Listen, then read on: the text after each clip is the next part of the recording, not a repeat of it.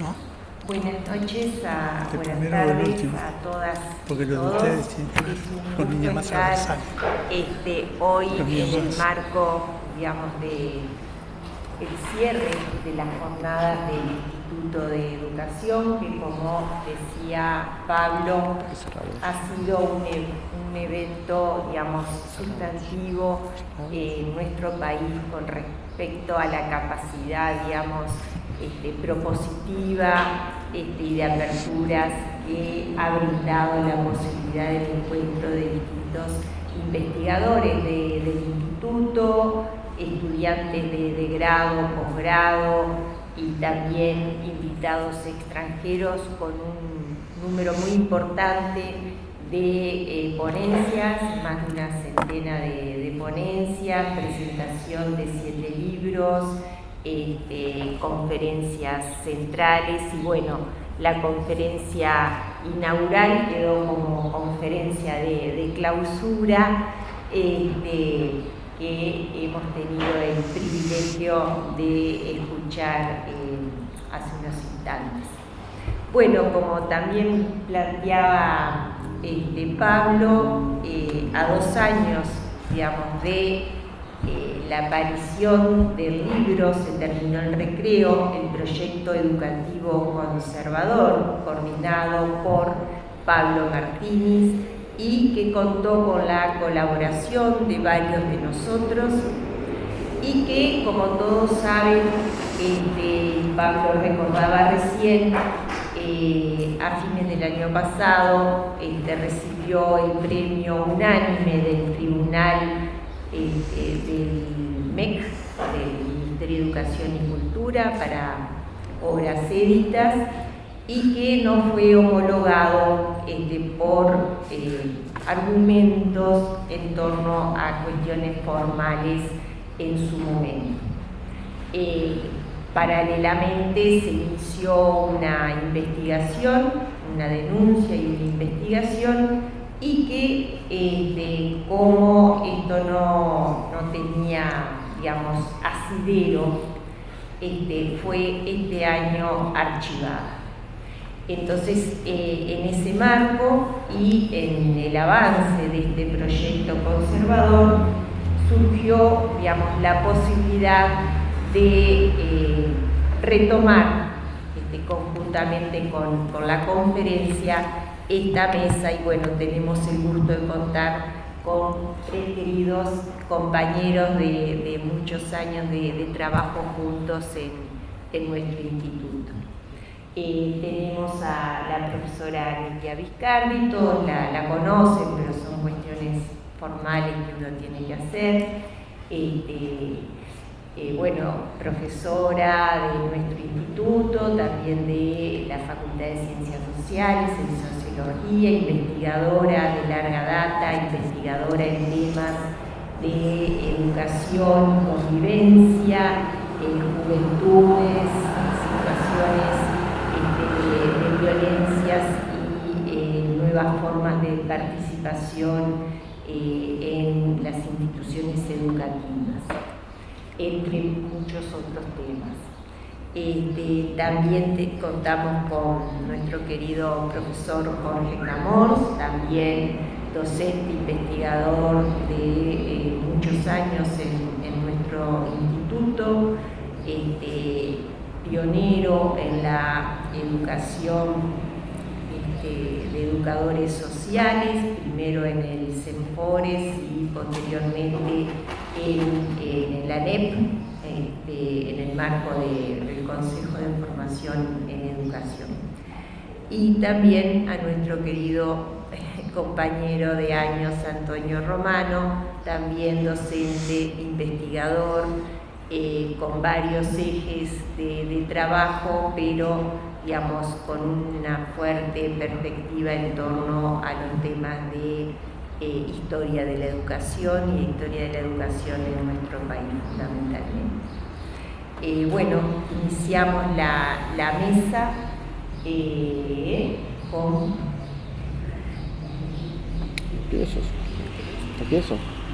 Yo voy a ser breve. Bueno, gracias Eloísa. Bueno, en primer lugar, decirles y que, bueno, es un festejo también esta presentación porque el premio, digamos, no fue homologado, pero el tribunal lo otorgó y por lo tanto tenemos todo el derecho a festejarlo, más allá que esto no le guste al ministro, digamos, y lo hacemos público y los invitamos a todos ustedes, dijimos, después de 2 años. También está Alejandro, que es el editor, digamos, de Sujetos, así que, bueno, es esto, es una forma de... Y la forma que tenemos de festejar también es reactualizar la conversación que pretendimos instalar a propósito de, justamente, de la edición del libro, ¿no?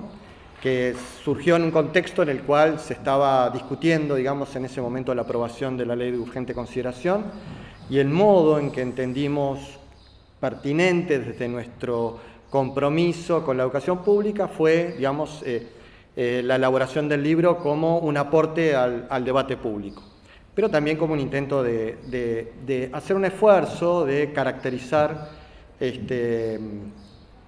el proyecto, digamos, de la coalición multicolor. Yo lo hice escrito y es breve, pero solamente señalarles 2 cosas. En el texto que yo trabajé y sobre el cual me gustaría reflexionar a 2 años tiene que ver con justamente el tema de laicidad. En realidad la preocupación del artículo en ese momento era cómo había sido posible la articulación de 2 perspectivas opuestas que representaban a 2 actores de la coalición respecto a este tema, particularmente la posición del ministro, digamos, que se conocía que era fuertemente crítico respecto de la laicidad, y por otro lado, digamos, el otro actor que era, digamos, el Partido Colorado, que consideraba como un elemento identitario de su tradición política, digamos, la defensa y la afirmación del principio de laicidad. Cómo, digamos, 2 actores con posiciones tan opuestas habían logrado coincidir y plasmar en un proyecto de ley, ¿no? Perspectivas, digamos, que provenían de tradiciones que se confrontaban. En este marco, digamos, lo que en ese momento yo esbozaba hacia el final, era que había un factor que operaba como unificación de las posiciones.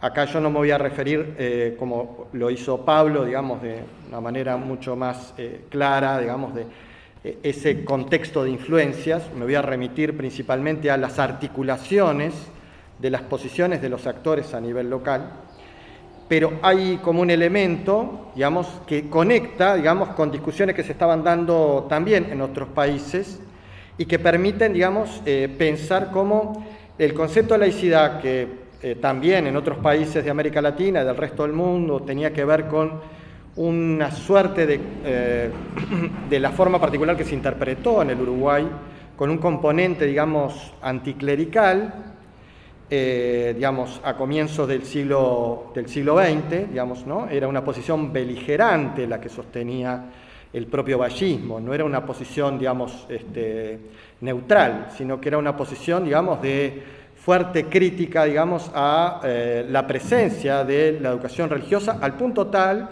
de que se proponía, digamos, y llegaron a existir proyectos en la década del 30 de suspensión, digamos, de la educación religiosa, digamos, ¿no?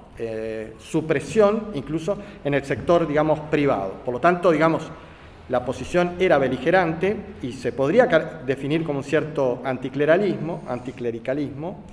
Podríamos decir de que pasa, digamos, esta posición anticlerical a una posición antisindical, ¿no? Y que lo que unifica, a pesar de las diferencias, es esta consideración de cuál se constituye, digamos, en el nuevo enemigo en torno al cual, digamos, las posiciones se agrupan. El artículo básicamente apunta a esto, digamos, y en el fondo la idea, y en ese sentido sí dialoga con otras discusiones, como el tema de la escuela sin partido, digamos, es esta idea de que el factor de unificación de quienes están a favor de la laicidad es que esta podía ser utilizado para responsabilizar, o mejor dicho, culpabilizar a los docentes por utilizar la cátedra o la libertad de cátedra para adoctrinar a los estudiantes, ¿no? Esto que es una característica, una discusión que se instaló, digamos, en un momento en América Latina, en Uruguay se hace, digamos, de la mano de un concepto que tiene una larga tradición, lo cual le da una particularidad interesante, ¿no? La desconfianza hacia los docentes igualmente no constituía por sí mismo un argumento que permitía intervenir en el marco del funcionamiento de un sistema educativo organizado en base al principio de autonomía.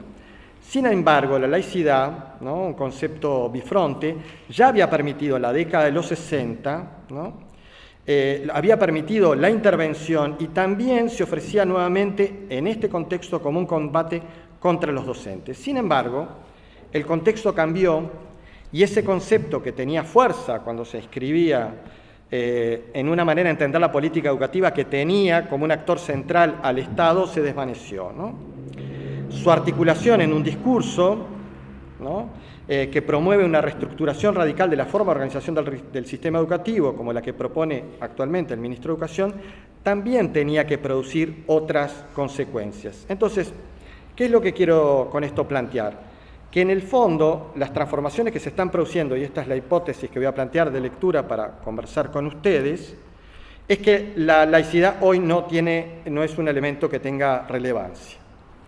No es un tema. La laicidad, digamos, en cierta medida ha perdido peso, fue perdiendo fuerza, y si bien uno puede seguir identificando algunas discusiones en torno a este tema, parecen prácticamente ser casi como, por ejemplo, en el caso de la fachada de la Facultad de Arquitectura, ¿no?, que parece, digamos, uno puede ver un cierto grado de literalidad en la discusión acerca de qué es lo posible que se puede plantear en una fachada o no. Pero no la beligerancia que tuvo en la primera etapa, digamos, de este gobierno, que incluso llegó a sancionar con medidas como podían ser la separación del cargo y la retención de los saberes a docentes por sacarse una fotografía dentro de un centro de estudios, fuera del horario de clase y haberlo colgado en una cartelera, ¿no?, para ver la magnitud, digamos, ¿no?, de lo que estaba en juego en ese momento. Es decir, una fotografía en una cartelera sindical. Eso había significado la posibilidad de, ¿no?, esa suspensión, digamos, incluso con el riesgo de la destitución. Esa magnitud uno hoy parecería que no la ve. ¿Por qué la laicidad pierde fuerza en el discurso del gobierno? Y acá voy a intentar brevemente ensayar una hipótesis, y tiene que ver con la transformación que se está produciendo en el sistema educativo, y en esto coincide con la lectura que hacía Pablo, ha desplazado de escena al Estado como el actor más relevante para pensar la implementación de las políticas educativas. O mejor dicho, la presencia discursiva del Estado como fundamento de las políticas educativas se ha debilitado y ha dado lugar a otras formas de concebir su funcionamiento que han reducido su accionar a un lugar defensivo. ¿Por qué decimos lugar defensivo? Porque la desaparición del Sistema Nacional de Educación Pública y su sustitución por el Sistema Nacional de Educación, que está planteado, digamos, en la Ley de Urgente Consideración que fue aprobado, ¿no?, ha comenzado a permear la forma en que éste concibe su funcionamiento.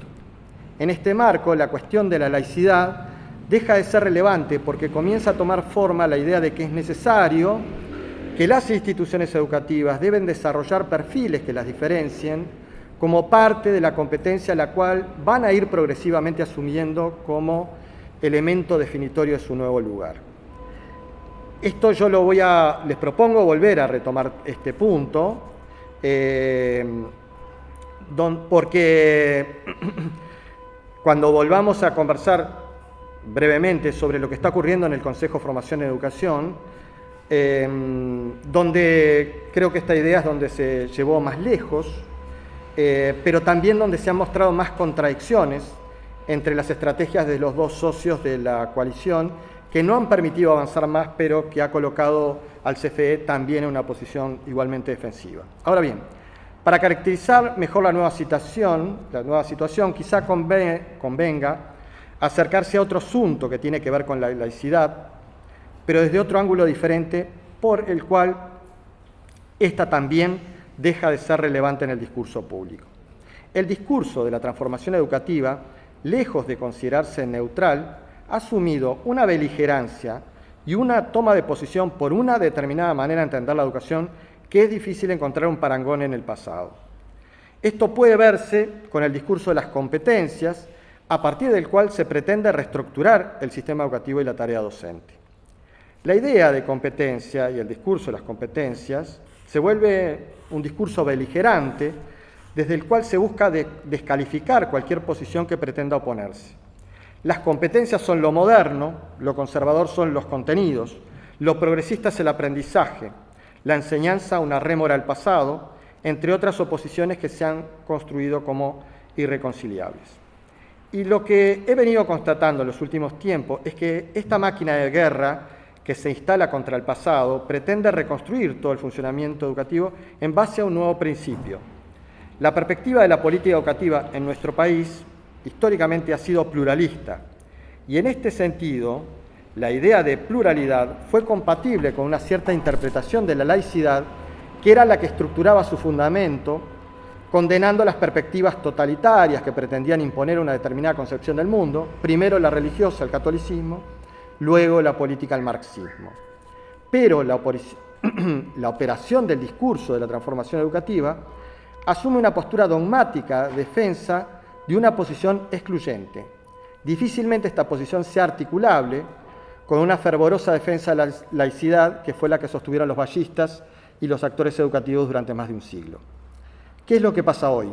Esta posición, fuertemente beligerante, en nombre de la buena nueva que sostiene, se ubica en total oposición contra el pasado pedagógico nacional. Cualquier señal de oposición es visto como una amenaza, pero al mismo tiempo refuerza la beligerancia con el cual se enuncia, desacreditando cualquier posibilidad de discusión. Porque el lugar de enunciación del discurso de las competencias es el lugar de enunciación de la autoridad. Y cualquier discusión acerca de su pertenencia puede ser vista como no aceptación de esa autoridad que se considera legítima. Creo que esto explica el desplazamiento de la cuestión de la violación a la laicidad hacia la discusión sobre la insubordinación. Si tomamos como síntoma lo que pasó en el IABA, podemos ver en toda su crudeza cómo se ubica la autoridad. Ni siquiera los argumentos son relevantes. Fíjense que la rampa que justificaba la utilización del salón gremial, por el cual se inició el conflicto y que derivó a la separación del cargo, ni siquiera se ha construido.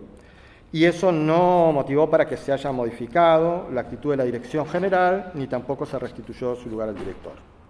Con esto queremos decir que lo que está pasando tiene que ver no solo porque ideológicamente se construyó un lugar más verticalizado para el ejercicio de autoridad, sino porque esa era la condición para la reestructuración del sistema educativo y la forma de entender el oficio docente de una manera que no tiene relación con el pasado. Por eso se requiere un discurso beligerante y una autoridad capaz de llegar hasta las máximas consecuencias de su forma de funcionamiento, porque no se trata de encontrar nuevos fundamentos para interpretar una tradición pedagógica nacional, como podría apelarse desde un conservadurismo, sino para refundarla. El discurso modernizante parece estarse fagocitando al discurso conservador, aunque comparten con este último la defensa del principio de autoridad. Si tuviéramos que caracterizar este momento, es un esfuerzo de refundación antibareliano, donde los conceptos fundamentales como obligatoriedad, gratuidad y laicidad se debilitan y van dejando progresivamente de perder el sentido que históricamente han tenido.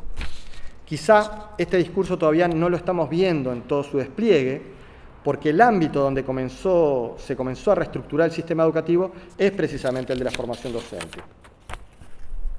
Y lo que está ocurriendo en este ámbito es una contradicción entre las estrategias de los socios de la coalición.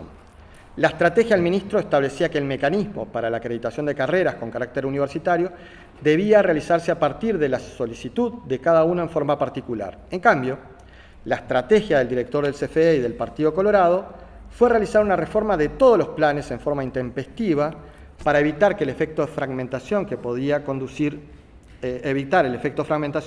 a que podría conducir la vía que propone el ministro.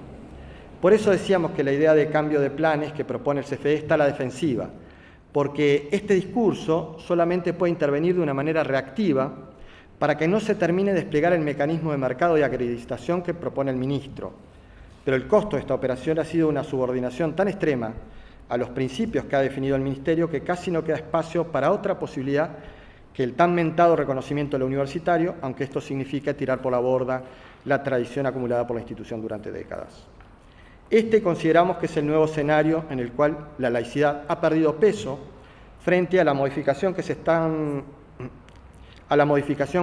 produciendo cambios mucho más radicales. En este contexto, el vocabulario, como decíamos, bareliano, desde el cual se construyó las bases del sistema de educación pública, comienza a tambalear. Y también la forma de ejercer el principio de autoridad, que responde a un cierto conservadurismo, pero que en este marco parece más estar en sintonía con una estrategia política de construir antagonismo para neutralizar y eliminar a los que se oponen a su implementación. En este contexto, la laicidad parece como una suerte de remedio de un dogmatismo pedagógico que no se ha visto en la historia de la construcción del sistema de educación pública, donde lo público va cediendo cada vez más espacio al mercado como mecanismo regulador del funcionamiento y como seña de identidad del sistema. Esto es.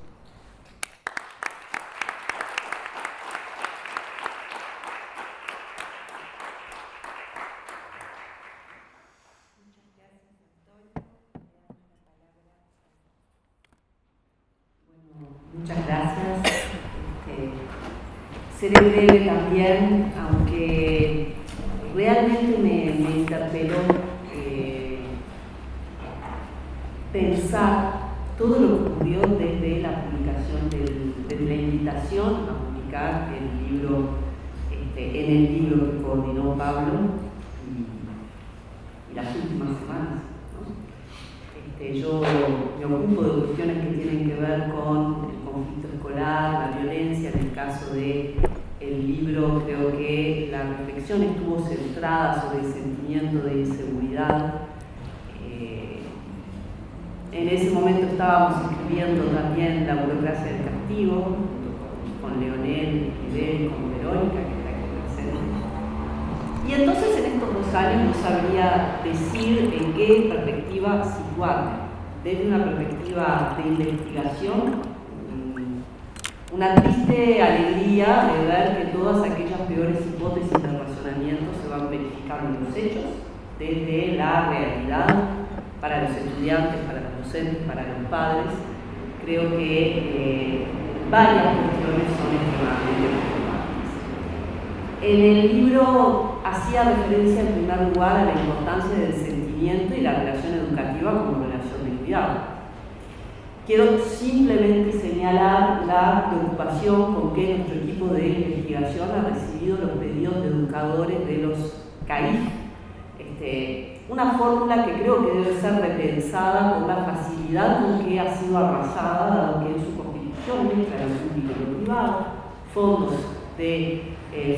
públicos que apoyan los centros de primera infancia y que son gestionados por actores de la sociedad civil, y que están sujetos año a año al sostén de la matrícula de los niños que participan de los CAIF para que se renueve el contrato a la organización de la sociedad civil que gestiona esa propuesta educativa.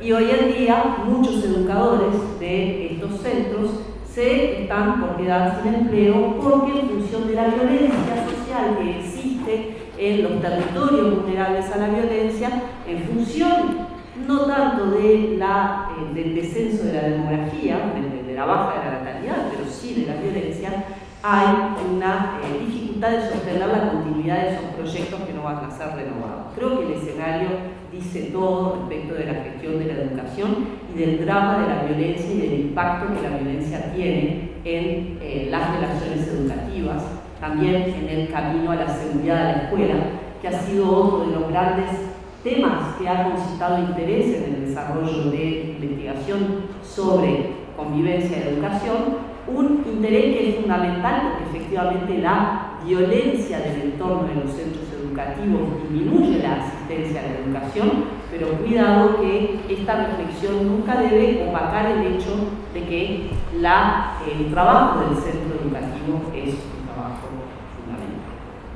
Otra de las líneas fundamentales de investigación que tiene, que está presente obviamente en la idea de la burocracia del castigo es el castigo como relación educativa. Hay 2 relaciones fundamentales con la ley: la preocupación por expandir derechos, que da en leyes, en planes, en prácticas, en programas que intentan continuar las acciones que defienden estos derechos o implementar estos derechos, y aquellas muy preocupadas por el cumplimiento de la ley, que en general lo visibilizan como acciones judiciales ante la ofensa a un determinado principio.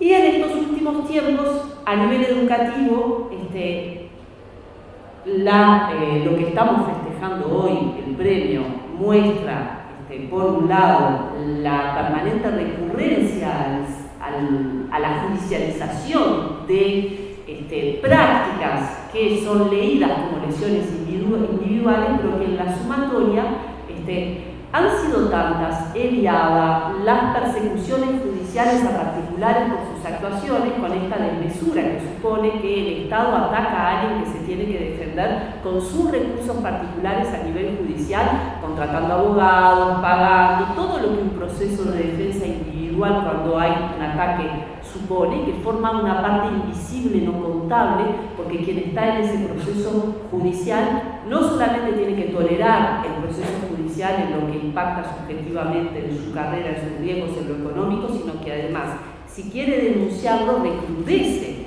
las consecuencias de ese proceso judicial.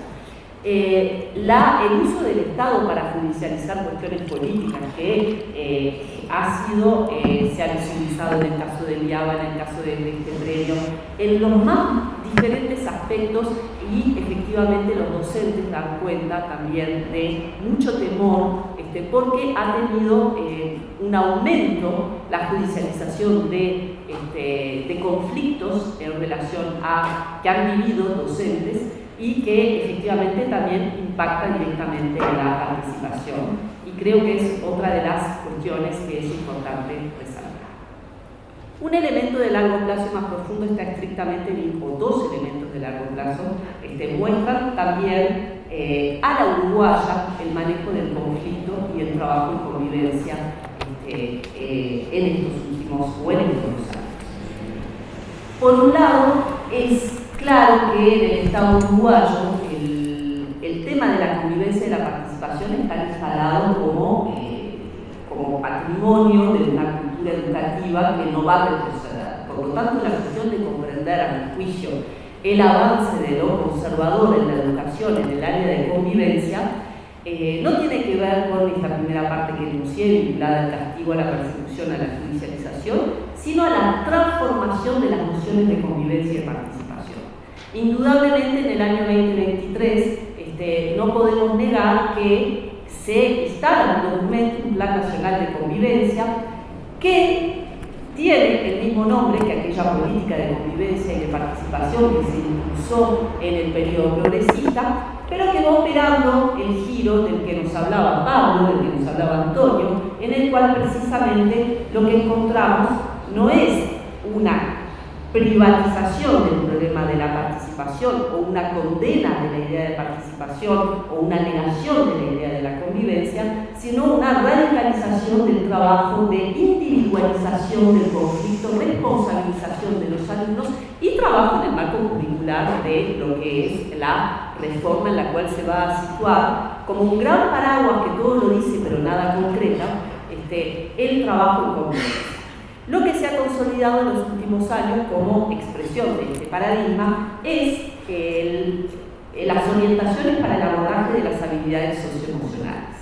O sea, más que impulsar la participación, lo que se ha consolidado son, en primer lugar, una línea que ya existía, seguir hablando de los equipos multidisciplinarios, que insisto, son importantes, son necesarios, pero aunque mandemos 130, siguen siendo una respuesta a través de un trabajo psicológico y de trabajo social que pueda atender a una parte del conflicto, pero no promueve la participación política de la comunidad educativa, o sea, que es el ámbito de la participación donde desde un lugar democrático los padres, los profesores, los alumnos pueden debatir sobre el proyecto educativo y a partir de ahí construir una visión colectiva de los centros educativos. En evidentemente la participación o el proyecto de centro educativo o espacio plural ha retrocedido frente a la noción de gestión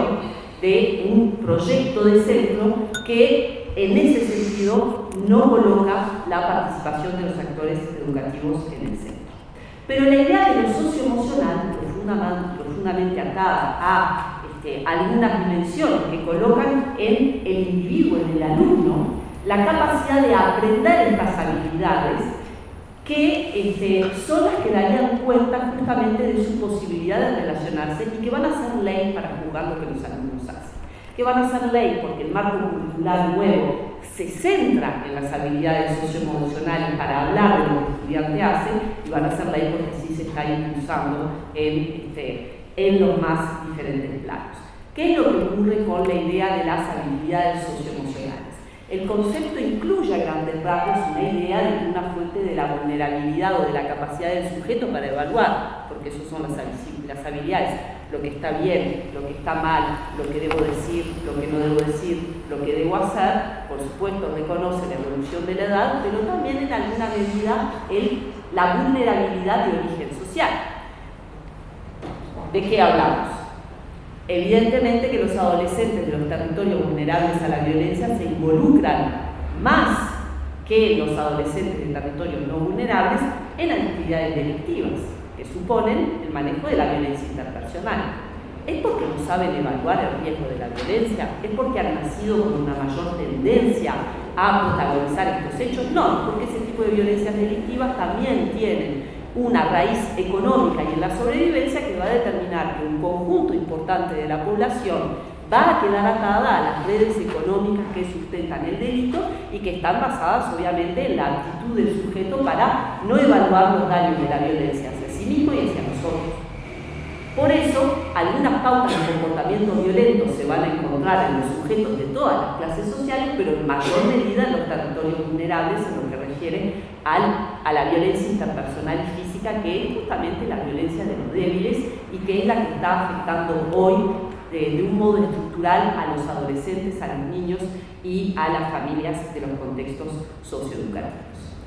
Otro gran capítulo del que no se habla en las habilidades socioemocionales es la violencia que circula en las redes y en el WhatsApp, que es el objeto de la mayoría de la gestión de convivencia de los centros educativos privados que tienen recursos para destinar a la capacitación de sus docentes en la formación de posgrado privada y en la conformación de grupos de expertos que en colegios privados se van a ocupar de la gestión de la convivencia, que prácticamente equivale a la gestión del problema de la violencia en WhatsApp y en los grupos que se producen, porque está este dispositivo que tiene que ver con el uso de las redes en la modernidad, que facilita la agresión verbal, que es bien diferente de la regresión cara a cara, genera un malestar del cual un poco nos hemos preocupado y una forma de expresión de la violencia que en ese sentido ha afectado a todos los centros educativos y a toda la sociedad.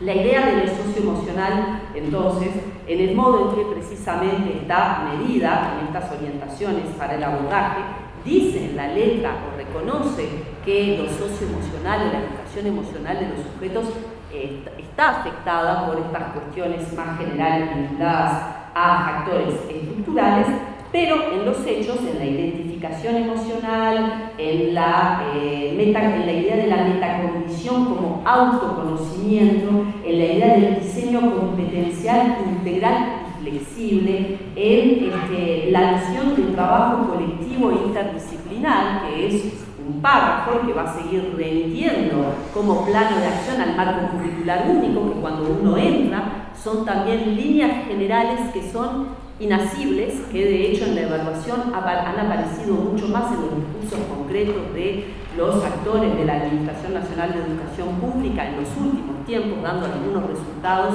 y hablando de alguna expansión, pero que son justamente a la uruguaya una técnica que consiste justamente en dejar grandes manuales, el de la convivencia del año 2023, estamos ya en el año 24, son las elecciones, no hubo un efecto de actuación de conjunto, se siguen retomando los grandes paradigmas instalados y se los vincula al marco curricular, el impulso a la educación socioemocional como factor de regulación del espacio democrático, como una evaluación, un impulso de la capacidad del individuo, del alumno, para evaluar lo que puede o no hacer sin más marco general y social para trabajar la participación. Ese marco estaba expresado anteriormente en el impulso de la participación a través de un consejo de participación, tal vez demasiado complejo en su implementación, en otras posibilidades que efectivamente podrían haberse implementado, como los acuerdos de convivencia, como evidentemente una reflexión también, como lo proponíamos en las distintas evaluaciones, respecto de cómo cuestiones estructurales que siguen presentes hoy, la dificultad de los docentes para tomar una cantidad importante de horas en el centro educativo, la falta de apoyo a horas destinadas al diálogo y a la participación,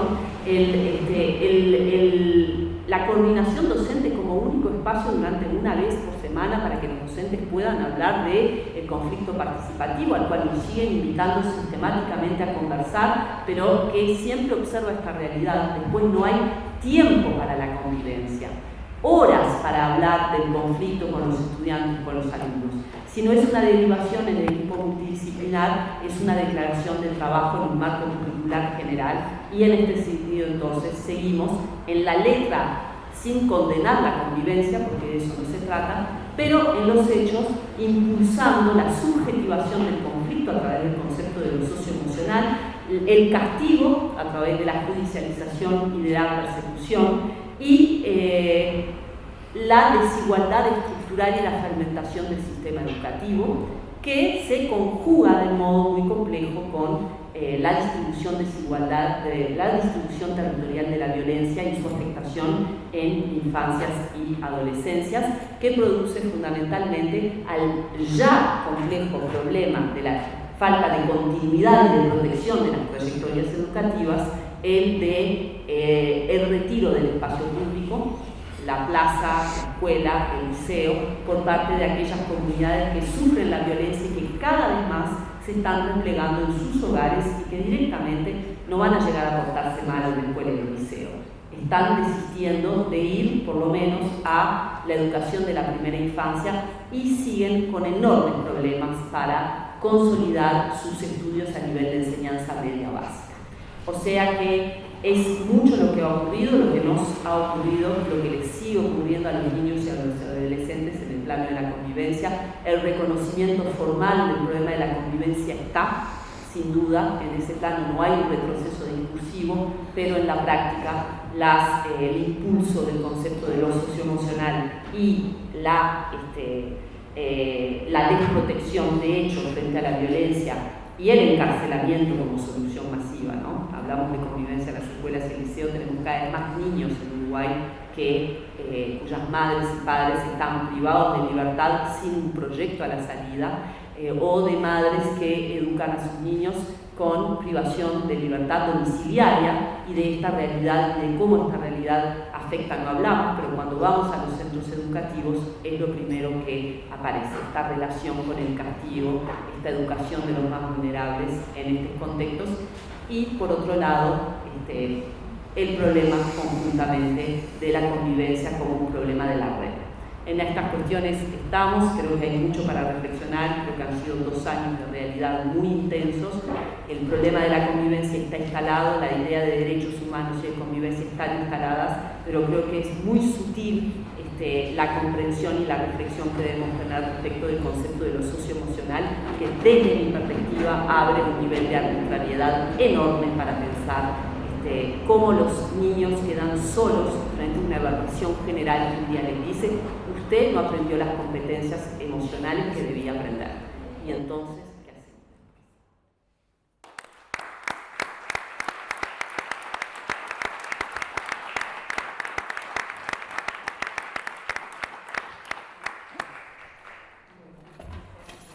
Miriam, le damos para cerrar la palabra a Jorge.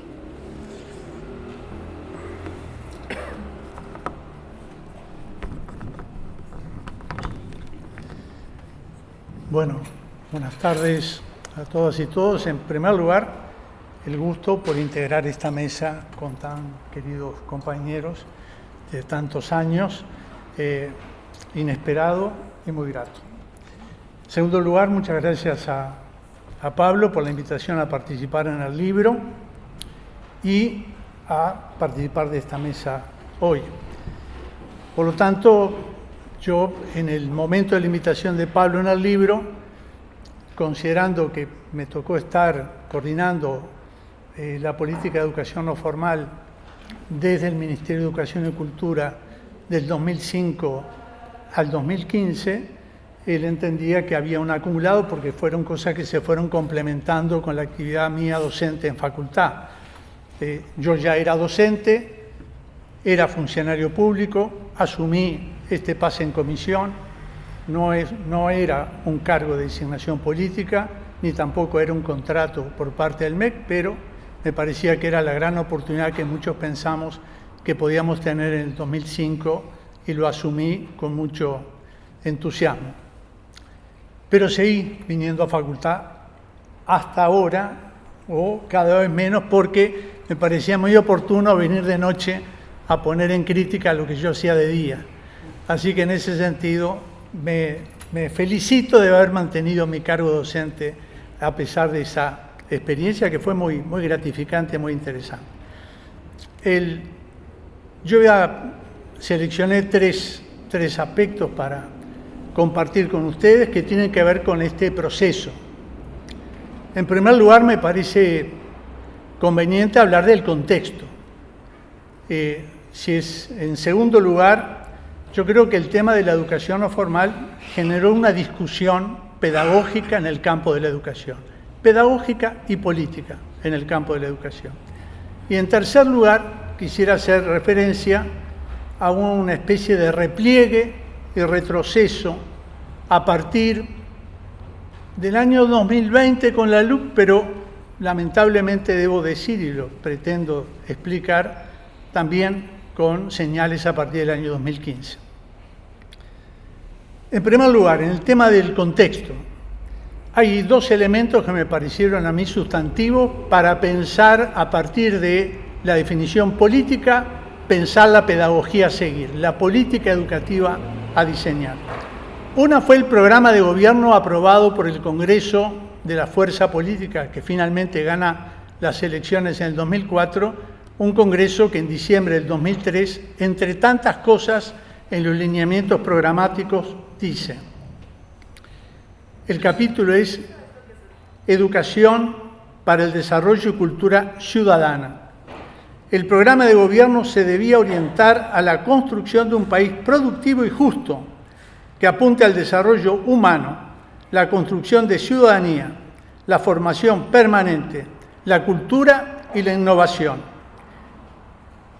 Se deben atender las tremendas desigualdades sociales existentes, rescatando su carácter integrador y su apertura a la comunidad. Es imperioso construir un sistema nacional de educación acorde a estos objetivos, promoviendo la participación, la descentralización y la autonomía, recobrando la esencialidad del carácter público de la educación.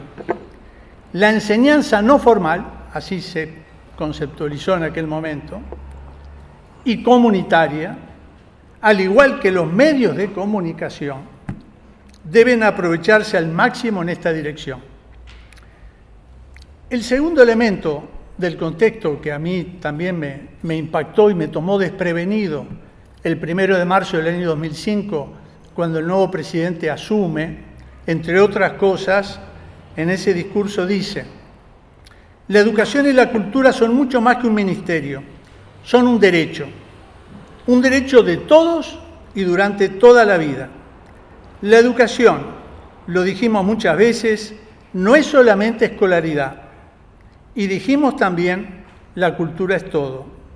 En todo caso, el Ministerio de Educación y Cultura se encargará de garantizar que todos los uruguayos tengan igualdad de oportunidades para ejercer ese derecho.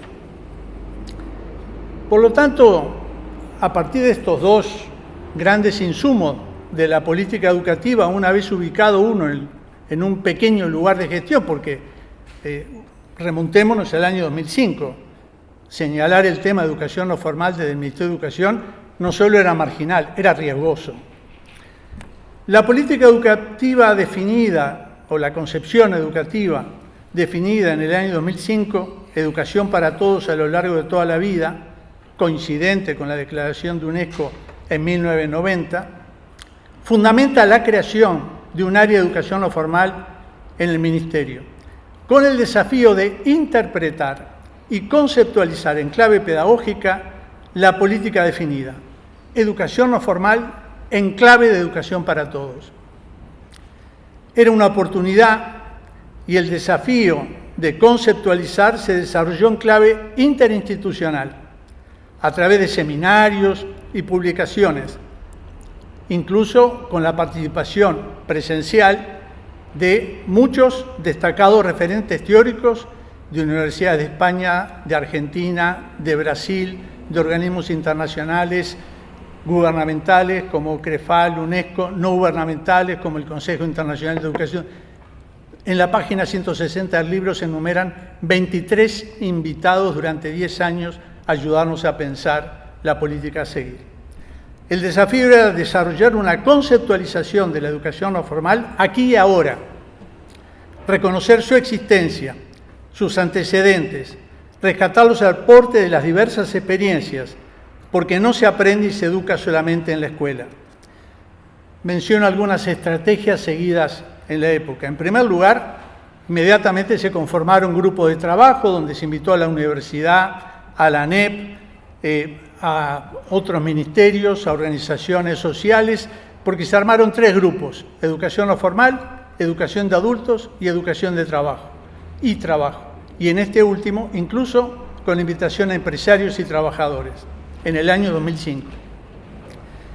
Para ilustrar en este medio, fuertemente escolarizado, por suerte, pero por otro lado con la dificultad de colocar algunos temas complementarios, se pensó que era necesario desarrollar algunos programas que ilustraran lo que se quería decir. En ese sentido se tomó una experiencia aislada que existía, que eran los ECAP, y se reformuló en un proyecto de alcance nacional sobre educación y trabajo, y hoy día hay casi 30 centros en distintos puntos del país para jóvenes de 15 a 20 años que habían aprobado la educación primaria, pero no estaban vinculados a la educación formal, y otro programa para mayores de 20 que se denominó Aprender Siempre, en esto de educación no formal para personas adultas. Hubo otros aspectos de la estrategia. El proceso de elaboración y discusión de la Ley General de Educación, que era un mandato del Poder Ejecutivo, en la comisión organizadora que elaboró una guía para el debate en el año 2006, se formularon 4 ejes. Uno de ellos era educación no formal. En el Congreso Nacional Educativo, que no estaba obligado por ley, pero que después la ley lo toma como obligatorio, hasta la LUC le quita el carácter obligatorio. Hay 15 comisiones, la número 7 sobre educación de adultos, la número 8 sobre educación no formal, la número 11 incluye la perspectiva de trabajo. Es decir, había un debate no solo en las asambleas previas, sino que también en el Congreso de diciembre del 2006. Y la Ley General, que finalmente recoge una serie de insumos y que establece una definición en el artículo 37, que es modificada en el 2015 y que es profundizada en la modificación en el 2020. Establece el artículo 39 para revalidar conocimientos, que es largamente postergada por años la reglamentación, y establece después la creación de un ámbito institucional. En el proyecto del Poder Ejecutivo se proponía crear un instituto de educación no formal adentro del Ministerio de Educación. Los legisladores resuelven crear un Consejo Nacional de Educación no formal, que existe hasta el 2005, porque en el 2005 ese Consejo Nacional, que dependía del Sistema Nacional de Educación Pública, se reduce su perspectiva y queda como una simple comisión asesora del Ministerio de Educación y Cultura. Creo que uno de los cambios más significativos tiene que ver con este Consejo Nacional de Educación no formal a Comisión Nacional, que además debo decir que tuve el gusto que la universidad me designara como representante de la universidad en esta comisión en el 2020, comisión que fue convocada del 2020 hasta acá 2 veces. Igual yo fui muy puntual, asistente y participativo. No quiero decir que por eso se dejó de convocar. El otro hecho también interesante es la ley de creación del Instituto Nacional de Empleo y Formación Profesional, que mejora y le da otro nivel a la vieja Junta Nacional de Empleo, y donde además, en lo particular, me tocó representar al Ministerio de Educación y Cultura durante 6 años, donde también tuvimos el desafío de analizar e interpretar la formación profesional en clave educativa. Hicimos convenios con la universidad, convenios con la UTU, convenios con el Instituto Nacional de Rehabilitación promoviendo la educación en cárcel, en fin. E incluso lo que fue el programa Uruguay Estudia, que tuvo apoyo financiero para las becas de INEFOP. Ese fue el primer punto. El segundo punto, acá se genera una discusión en el campo de la educación. En primer lugar, la pregunta es ¿qué es la educación? Porque si hasta ahora veníamos entendiendo una cosa, entonces ¿qué es la educación? Y ahí tomamos una clasificación, puede haber otra, había que tomar alguna, y además veníamos con el mandato del programa de gobierno donde hablaba de educación informal, no formal o enseñanza no formal. Esto de definir algo por la negativa ya fue discutido incluso en la academia. Hay un texto por colegas de esta casa que comparto el señalamiento. Busquemos otra. Siempre estamos abiertos a buscar otra denominación, no otra concepción. Es decir, pero sí otra denominación se fuera. En el mundo se sigue hablando de educación no formal. Creo que también tuvimos una oportunidad, porque, como dice la ley, comprende todas aquellas actividades, medios y ámbitos de educación que se desarrollan fuera de la educación formal dirigidos a personas de cualquier edad. Esto decía en el 2008, fue derogado en 2015 y no restablecido antes del 2020 y menos aún en el 2020. Reconoce lo educativo más allá de la escuela, ampliando el campo de la educación, y todo esto debería estar acompañado de articulaciones, complementariedades entre los distintos actores de la educación. También fue un desafío pensar educación para todos en un país donde aproximadamente el 20% está matriculado en la ANEP, incluyendo la formación en educación. El 28,5% está registrado en alguna actividad educativa según el anuario estadístico del MEC del año 2019. Por lo tanto, cuando decimos para todos, tenemos un grueso importante de la población que no está participando activamente y deberíamos de tener alguna propuesta. ¿Por qué a lo largo de la vida? Y bueno, porque el 80% de la población es mayor de 15 años en Uruguay. Y la expectativa de vida actualmente se ubica en más de 80, en 82 aproximadamente, promedio entre hombres y mujeres.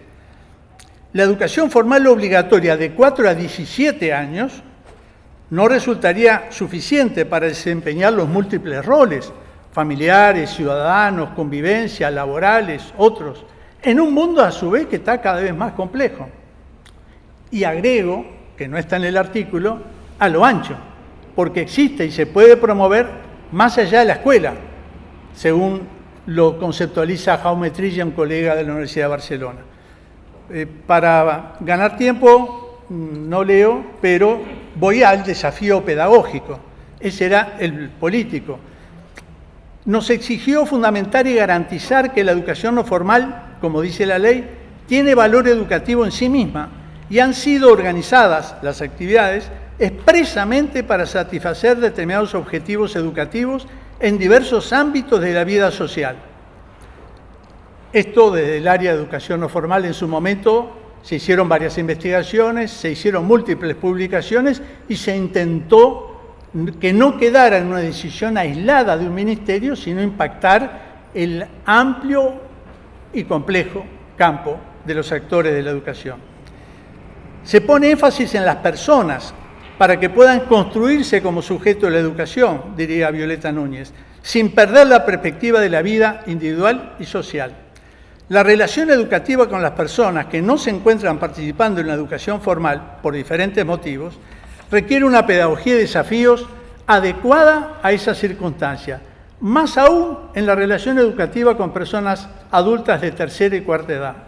Hay una discusión planteada en torno a la educabilidad, y esto es un problema pedagógico, tradicionalmente concebida esta en forma excluyente para la infancia.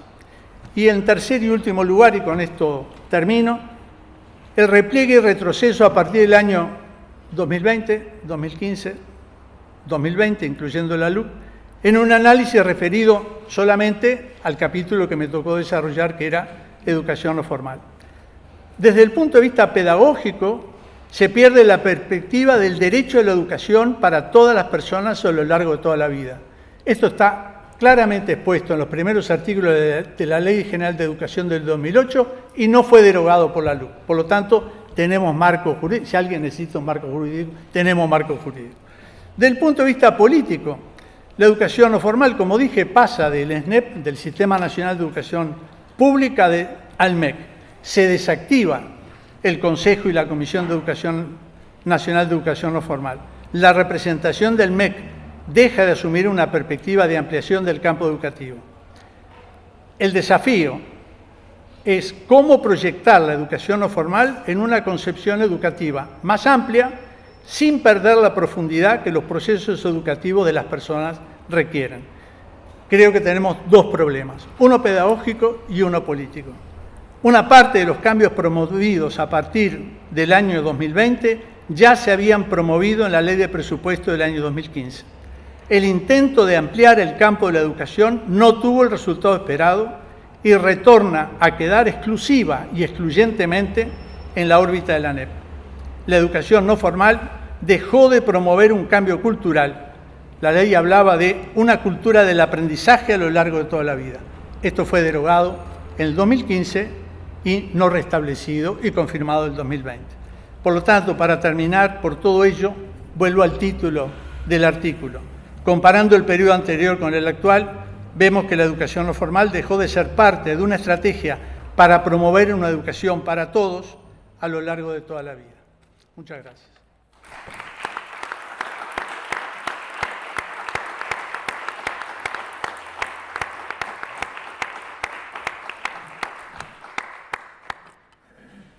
Bueno, muchas gracias, Jorge, y a los tres compañeros. Tenemos muy poquito tiempo, pero para 2 o 3 intervenciones, comentarios, preguntas.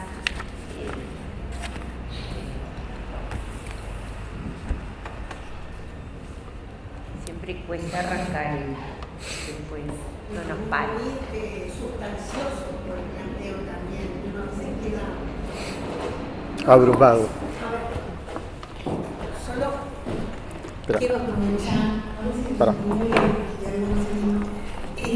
a decir que me pareció una mesa muy potente, muy sustancioso cada uno de los planteos. Estuve mirando a ver si había grabadores, porque pienso que es necesario releer con calma cada una de las presentaciones que se hizo.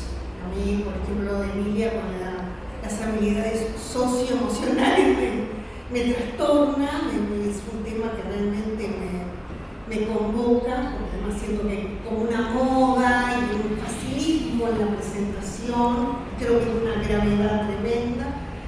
Lo de Jorge ni que hablar, la educación no formal, y de alguna manera toda esa denuncia de cómo se ha venido, aún dentro del marco de los gobiernos progresistas, devaluado, ¿verdad? Su lugar. Y bueno, ahí me parece que falta una discusión profunda. También toca la educación no formal, pensar en la educación no formal y aceptar características y formas de presentarse como necesarias. Bueno, lo de Antonio con toda la parte final de formación en educación, yo necesito repensar todo eso. Me pareció muy interesante lo que planteaste, muy profundo, porque además en el Uruguay tenemos un gravísimo problema. Teníamos ya y tenemos ahora, realmente creo que no hay un adjetivo que pueda calificar lo que está pasando en formación en educación. Todos sabemos que en la formación de los docentes nos vale la vida en cuanto a la calidad educativa del futuro, ¿no? Las posibilidades que podemos tener para rearmar la vida educativa en el futuro. Sin docentes no vamos a poder hacerlo. Así que me pareció muy interesante, les agradezco, me siento muy contenta de quería compartirles eso. Muchas gracias. Gracias, Elsa. Muchas gracias, Elsa. ¿Algún otro? Paola. Sí, Sí, porque además no es solo escuchar, mirando sino la cámara. grabar. Mirando la cámara. Ahí va. Bueno, agradecer también la presentación de los tres, muy sustantivas. Mi pregunta iba por el lado de esta cuestión tan futurista que vos planteaste, Antonio, y cómo cruzamos por las cuestiones salariales socioemocionales. Si realmente en tan poquito tiempo, yo creo que el tema de la universidad al principio del gobierno tomó mucha notoriedad, se está planteando realmente que ahora hacia el final está como muy corto, me parece, como si no es demasiado jugado, o si no hay, así como está el tema de la negociación acá en línea, me parece que si no podríamos pensar o debatir un poco más de hipótesis. Por un lado, bueno, si es tan así que se opone al pasado, o sea, en algún momento parece que quieren fundar algo, pero igual, por lo menos al contrario, quieren retomar cuestiones de la tradición, pero lo transforman, lo toman la teoría crítica, lo toman cuestiones de la escuela nueva, pero claro, lo reformatean en un nuevo contexto de educación discursiva que hace que esto se vacíe de sentido, ¿no? Ya no sean más esa tradición.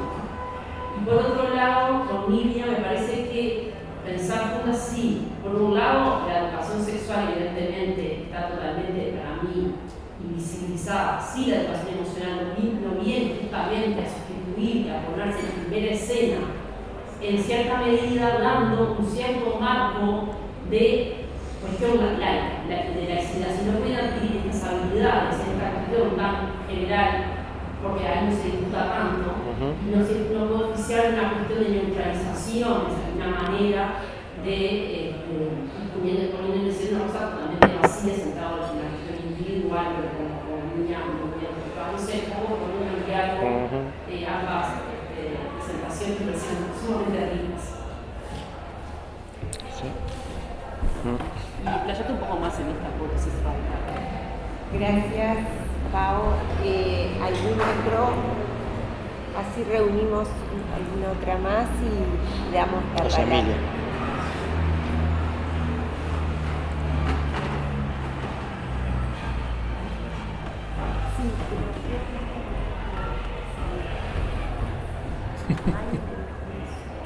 Muchas gracias por la sustancial mesa. Gracias por todo el tiempo. Me quedo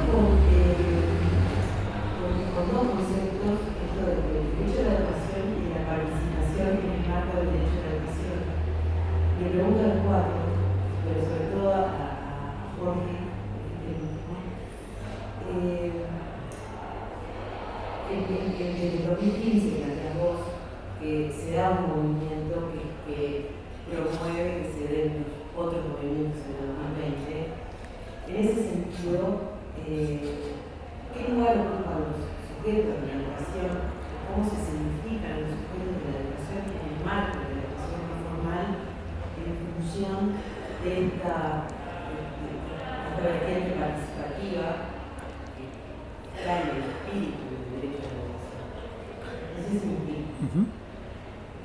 Quiero preguntarte entonces si al cabo de tus investigaciones vos ves que hay una participación amenazada que se pueda ver en una base empírica que podamos encontrar en algún lugar que también deje como esa huella de desaliento a participar para promover un escaso derecho a la educación, ¿verdad? Desarmar esto del Estado garantizando eso.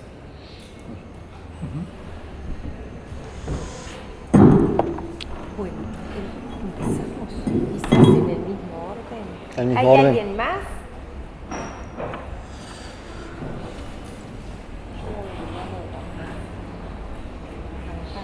Bueno, gracias por las preguntas, comentarios. Sí, Paola, sí, es un poco jugado. Efectivamente, no es una hipótesis de lectura. A partir de esto, una cierta, pensando en clave retrospectiva, la impresión que me dio es cómo se van afirmando ciertos discursos, y es verdad, si bien hay como un intento, digamos, de referirse a un pasado histórico nacional, por ejemplo, la idea de los centros María Spínola, ¿no? Intentan recuperar una tradición. Ahora, mi impresión en este sentido por la lectura, y en eso coincido también con el planteo de Nilia, creo que hay como un reformateo, y esto vos misma lo planteabas, que es como paródica esta cita, ¿no? Es como decir, hay una referencia a un pasado, pero al mismo tiempo el contenido es absolutamente, digamos, negando aquello que transcurrió. Y mi impresión, y esta es la hipótesis, de que la alianza que existe y convergencia entre las dos perspectivas, entre el Partido Colorado y el vallismo y el herrerismo, que es coyuntural, porque en realidad en contexto de la aprobación de la LUC tenían que acordar una perspectiva, un texto común, pero las estrategias políticas representan modelos distintos. Yo creo que en formación docente esto se expresa con toda la crudeza, y uno ve cómo la tradición vallista está a la defensiva, ¿no? Entonces, me da la impresión, si uno lee a Pablo de Silveira, y Pablo traía, en el 95, Pablo de Silveira publica, digamos, la otra reforma, en el contexto, digamos, donde él dice, desde Varela descarriamos el camino, ¿no? Hay una idea de refundación del sistema que en ese momento era absolutamente fuera de contexto, justamente porque si había algo que identificaba la reforma Rama, porque Rama mismo se identificaba como el reformador, el segundo reformador, ¿no? Después de lo que había sido la reforma vareliana, pensaba que venía él, por lo tanto había un intento, digamos, de continuidad y reinterpretación. Da Silveira, digamos, iba en el camino opuesto, y es lo que vemos que hoy, desde mi punto de vista, empieza a ganar más sentido, y que la estrategia de acreditación es una estrategia de mercado. Y que en ese contexto, digamos, el problema no es un problema la neutralidad. No, la laicidad deja de ser un problema. Porque en realidad, si bien podría decir que las competencias socioemocionales podría ser un intento de generar aspectos no conflictivos, como vos lo planteás, perfectamente puede verse desde ese punto de vista, desde la estrategia de Da Silveira, lo que quiere es constituir un mercado, digamos, educativo, donde las instituciones se presentan, digamos, acrediten, y a partir de ahí obtengan, digamos, fondos que provienen de las becas que se otorgan a los estudiantes. El mecanismo está... El tema es que entra en contradicción con la perspectiva del Partido Colorado, que no iba a aceptar desarticular el Consejo de Formación y Educación, pero creo que es una cuestión coyuntural, y me parece que de persistir, digamos, en el tiempo, la afirmación de un núcleo, digamos, herrerista fuerte, es que los conceptos estos valerianos, la laicidad, a ver, el primero, digamos, fue el de obligatoriedad. El primero, digamos, que se discutió en el contexto de Palmedia fue el de la obligatoriedad ya se puso en discusión. Mi impresión es que la gratuidad no va a ser una cosa fácilmente discutible, pero el de la laicidad rápidamente, digamos, va a dejar de tener sentido, porque en realidad esta fue, si uno compara el proyecto Schipani con el proyecto de Bordaberry, está claro, digamos, que Schipani, para no confrontar con el ministro, saca de la órbita el Consejo de Laicidad a toda la educación privada. Toda la educación privada no estaba regida por el supuesto Consejo de Laicidad. Solamente, digamos, la educación pública y el Estado. Esta idea de avance de lo privado y de que cada institución pueda definir lo que es propio, como parte del modelo que señalaba Pablo, me parece que es lo que se asoma en el horizonte, y la laicidad no tiene un sentido que era el que tenía antes, ¿no? Pero bueno, es como una lectura jugada. Ya, que es en complemento, porque está muy vinculado, me parece. Seré breve y voy a caer en un lugar común, pero para que el dicho que decía los angelitos no tienen sexo con el discurso de lo socioemocional tiene cuerpo, no tiene sexo, no tiene género. De ahí su potencial cibernético, porque si uno mira cuándo se va a teorizar, no se teoriza, y se refiere justamente a estas nociones: la convivencia, las habilidades socioemocionales, la inteligencia emocional, todo aquello que se opone a lo que es hoy el patrimonio de las luchas de los jóvenes y los adolescentes, que pasa precisamente por el género y por el cuerpo, por la radicalidad de la política expresada a través del cuerpo y de la individualización y de la posibilidad de hacer elecciones de género, por ejemplo, entre otros. Entonces, el conflicto social que se pinta bajo este lavado, digamos, técnico, no quiero hablar de los contenidos teóricos, que en sus fundamentos tampoco toman algunos debates que son más profundos, más allá de mi posición respecto a ellos, de lo socioemocional. Evidentemente está, digamos, o tiene por vocación perpetuar el conflicto con los adolescentes y jóvenes que en los últimos años han estructurado su participación en torno a la cuestión del cuerpo y del género, fundamentalmente como dimensiones individuales que expresan esa relación de optar por aquello que nos adscriben socialmente y que queremos al menos cuestionar. Entonces, bueno, pero en ese sentido, claro, Paola, la necesidad de seguir debatiendo, porque hay un borramiento directamente, una no enunciación ni siquiera de esa dimensión que es clarísima.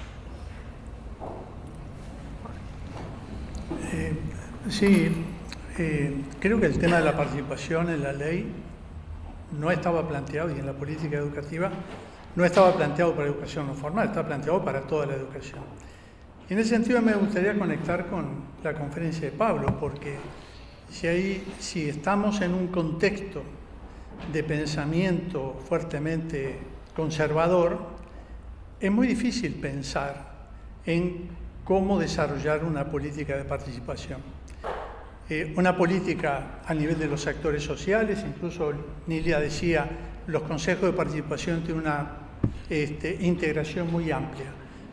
Bueno, se podrían haber ensayado de distintas formas, pero me temo que es el mundo adulto el del problema. Y me temo que también es un problema dentro de los colegas. Es decir, y me estoy metiendo en camisa de once varas, pero la discusión, cuando yo dije muy políticamente correcto, que es la educación y que está planteado una discusión, en definitiva, la enseñanza integra la dimensión de la educación, pero no la aborda totalmente. Hay una dimensión que queda por cubrir y que en el esquema clásico tradicional de muchas décadas anteriores, con la enseñanza se resolvía la educación formal de niños, niñas y adolescentes. El mundo cambia, los derechos se asumen de distinta manera por parte de la población, los adolescentes y los niños también, y los padres también, y sobre todo con esta noción contextualizada que nos trae Nilia, también de alguna forma complejiza y nos hace ver más claramente el mundo actual. Entonces podríamos decir que hay un predominio conservador en la cultura instalada, donde lo liberal, en el caso de la educación, tiene su camino de fuga a través de la didáctica y la enseñanza, donde el sistema garantiza los mecanismos de control, asumiendo labor, asumiendo tareas, los docentes, para la enseñanza, e instalando un régimen fuertemente vertical y autoritario de que aquel que se sale de la regla es inmediatamente sancionado o directamente no es permitido. Entonces, porque además la participación se aprende participando, en definitiva. Entonces, en ese sentido, tomo tu pregunta para toda la educación, donde, claro, en el caso de la educación no formal, da otra libertad. Es decir, por decirlo muy esquemáticamente, dame un otro y a partir de él diseñaremos una estrategia educativa. Eso en la educación formal no es así, es al revés. Es el que se tiene que adaptar, es el sujeto a las normas y a los contenidos establecidos. Lo que pasa es que estamos en un contexto donde no se habla de participación, no se promueve la participación, hay un mecanismo de terror instalado y, en definitiva, la educación puede generar cambios, ¿no?, Como diría Pablo Freire, se puede educar a las personas para que ellas sean los que cambien la realidad, pero no es la educación la que va a cambiar la realidad. Pero en este sentido se puede hacer una muy fuerte contribución, pero tenemos que tener en cuenta el contexto y el pensamiento. Y en ese sentido, en política, uno ve poco debate para el cambio cultural. Entonces, en ese sentido, si no hay cambio cultural, no va a haber otros cambios que faciliten otras estrategias educativas, otros programas, otros proyectos. Para terminar, además de festejar el libro, también podemos festejar la sanción, porque hay sanciones que se festejan también.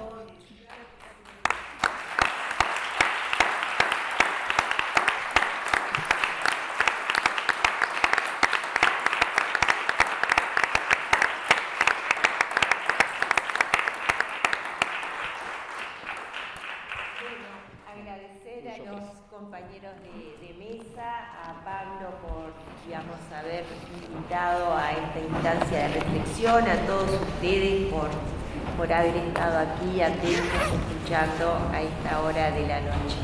Y quería retomar una cosa después del cierre de Jorge, creo que no era mucho, no puedes agregar, pero sí este sabor amargo que decía Nidia, de esto que este libro que surgió, sobre la marcha, pero no sin eso, sin reflexión y con los cuidados académicos necesarios para hacer una publicación que contribuyera al debate y a lo que se nos estaba delineando con aristas más sobresalientes. Es, una triste constatación de que eso que planteamos en 2022, 2024 se ha agudizado y hemos ahondado en las manifestaciones, conservadoras en educación, los elementos que planteaban los compañeros de mesa, pero también en el proyecto neoliberal que ha avanzado, sobre todo en formación y en educación, en un nuevo nicho de mercado para las empresas privadas y por lo tanto un deterioro en ese concepto que gusta tanto de la calidad, ¿no? Y un ataque frontal a la educación pública. Bueno, muchas gracias a todos.